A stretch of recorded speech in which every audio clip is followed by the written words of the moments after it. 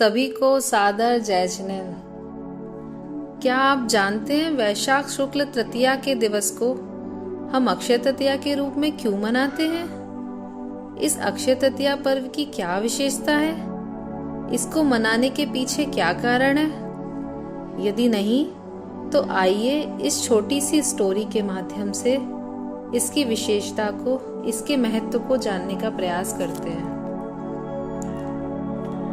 जम्बूद्वीप में भरत क्षेत्र के होने वाले आदि तीर्थंकर राजा ऋषभ कुमार जब अपनी 84 लाख पूर्व की आयु में से अयोध्या की प्रजा का पालन करते हुए 83 लाख पूर्व की आयु का उपभोग कर चुके थे, तब वे अपने जन्म दिवस के अवसर पर राज्यसभा में बैठे नीलांजना देवी का नृत्य देख रहे थे।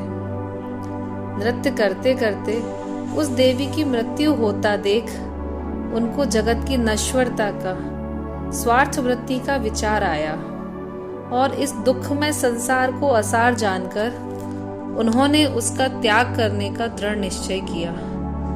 अनित्य आदि 12 भावना के चिंतन पूर्वक अपने वैराग्य को पुष्ट कर जैनेश्वरी मुनि दीक्षा अंगीकार की। अहो, तत्काल ही वह जन्मोत्सव का वातावरण वैराग्य के वातावरण में परिवर्तित हो गया। चैत कृष्णा नवमी का वह शुभ दिवस प्रभु के तप कल्याणक के रूप में अविस्मरणीय हो गया। तदुपरांत मुनिराज ऋषभ कुमार तो दीक्षा लेने के बाद नित्यानंद भोजी निज स्वरूप के संवेदन में मग्न हो गए।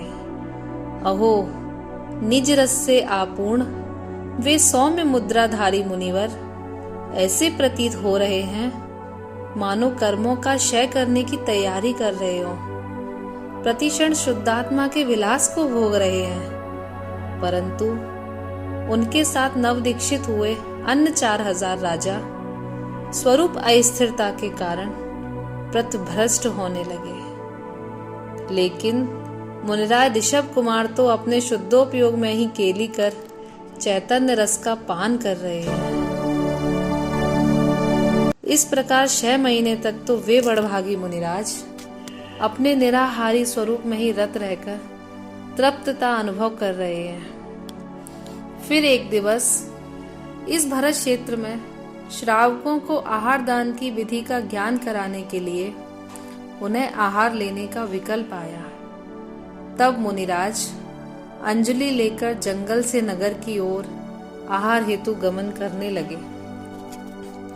अहो, देखो तो कैसी विडंबना है कि लोग अज्ञानतावश सर्व परिग्रहों से त्यागी निराहारी स्वरूप को लगने वाले मुनिराज को कोई वस्त्र, कोई आभूषण, कोई कन्या रत्न तो कोई उत्तम भोग सामग्री आदि सब दे रहे हैं, पर कोई भी श्रावक निर्दोष आहार विधि का ज्ञान न होने से नवदा भक्ति पूर्वक मुनिराज का पड़गाहन नहीं कर पा रहा है। मुनिराज ऋषभ कुमार ये सब अंतराय जानकर पुनः जंगल की ओर प्रस्थान कर जाते हैं। इस तरह मुनिराज प्रतिदिन नगर में आते हैं और प्रतिदिन अंतराय देखकर वापस लौट जाते हैं। इस प्रकार 6 महीने से अधिक समय बीतने को आया है, लेकिन मुनिराज ऋषभ कुमार को अब तक आहार की विधि नहीं मिल पा रही है। आहा, यह कर्मों की कैसी विचित्रता है। ये क्रमबद्ध का कैसा नियोग है कि भरत चक्रवर्ती, बाहुबली, कामदेव जैसे चरम शरीरी जिनके पुत्र हैं, वे भी आहार की विधि नहीं मिला पा रहे हैं। गर्भ, जन्म और तप के समय आने वाले देवता गण भी मुनि अवस्था में सहायता के निमित्त नहीं आ रहे हैं।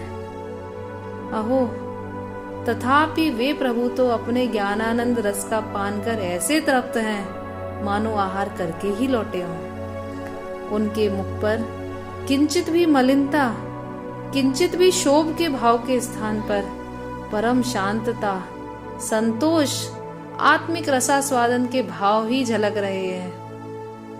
आहा, इस प्रकार वे निर्ग्रंथ मुनिराज विहार करते करते वैशाख शुक्ल तृतीया के दिन हस्तिनापुर नगरी में पधारे। वहां के राजा सोमप्रभ के भाई राजा श्रेयांस को उसी रात्रि में तीर्थंकर मुनिराज के आगमन सूचक मंगल स्वप्न आए और उन्हें तत्काल ही जाति स्मरण हो आया कि अरे 8 भव पूर्व राजा वज्रजंग के साथ मैंने श्रीमती के भव में 2 चारण रिद्धधारी मुनिराजों को आहार दान दिया था। आहार दान विधि का स्मरण होते ही तुरंत ही उन्होंने ऋषभ मुनिराज का नवदा भक्ति पूर्वक पड़गाहन कर निर्दोष इक्षुरस का आहार कराकर अपना अहोभाग्य समझा।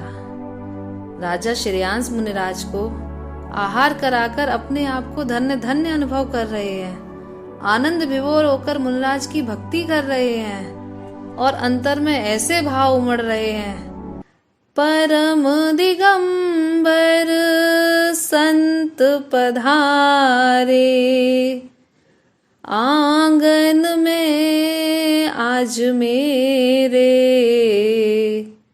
नरभव सफल हुआ मेरा, आहार करा के, नरभव सफल हुआ मेरा, आहार करा के।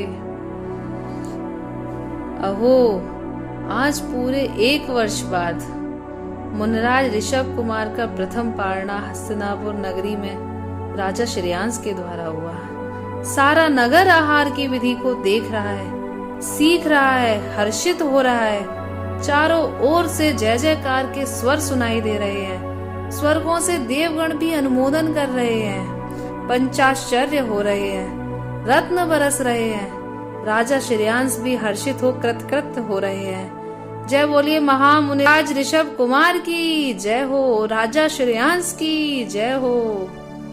आहा, धन्य दान, धन्य दाता और धन्य पात्र का ऐसा सुमेल सभी जीवों को आनंदित कर रहा है। वैशाख शुक्ल तृतीया का यह पावन दिवस दान तीर्थ का प्रवर्तन कर रहा है। प्रथम तीर्थंकर मुनिराज के प्रथम आहार से यह तृतीया भी मानो अक्षय हो गई है, जिसे आज हम और आप सब अक्षय तृतीया पर्व के नाम से मना रहे हैं। इस प्रकार दान तीर्थ का प्रवर्तन करने वाले ऋषभ मुनिराज सदा जयवंत बरते हैं और इस पावन दिवस पर हम भी अपने निर्दोष तत्व का आराधन करें, अपने अनाहारी स्वरूप की भक्ति कर इस अक्षय तृतीया पर्व को मनाएं। इस पावन दिवस पर यही मंगल कामना है। जय बोलिए ऋषभ कुमार महामुनिराज की जय हो, अक्षय तृतीया महापर्व की जय हो।